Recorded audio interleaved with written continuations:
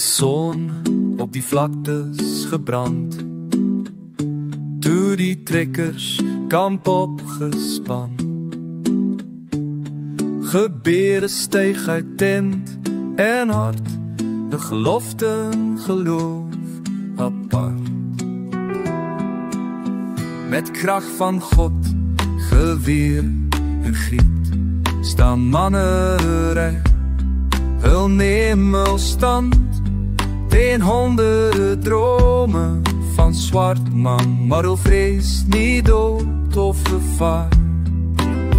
By bloedrivier, die water het gekleur, met bloed en daad, dapper en seer, 'n gelofte gemaak, en vuur bewaar, vir vryheid, vir God, vir reg en gewaar.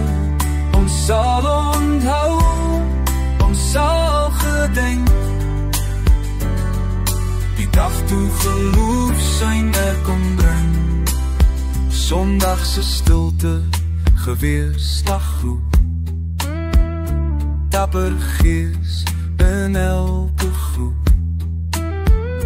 Teen die mag van 1000 Zulu skulde, het geloof volhartig gevul met God se gees. Zwaar die offers, maar nie verniet, ons stryd is ons vryheidslied.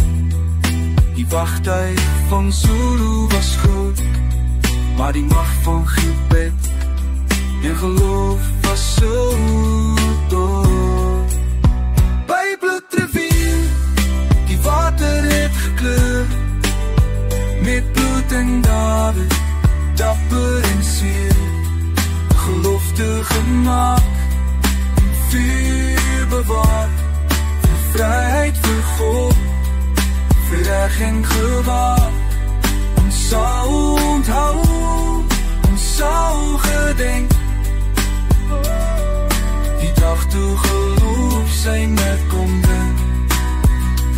Oor honderde jare heen by die dag staan, 'n teken van hoop, die in Suid-Afrika se bestaan, nie vir haat nie, maar vir die reg, 'n volk gepunt aan geloof en liefde. By bloedrivier, ons knie weer buig vir God, en waaraan hy het altyd getuig, 'n nageslag wat sal onthou, wat hul voorvaders gesaai het in geloof en trou. Ja, gesaai het in geloof en trou.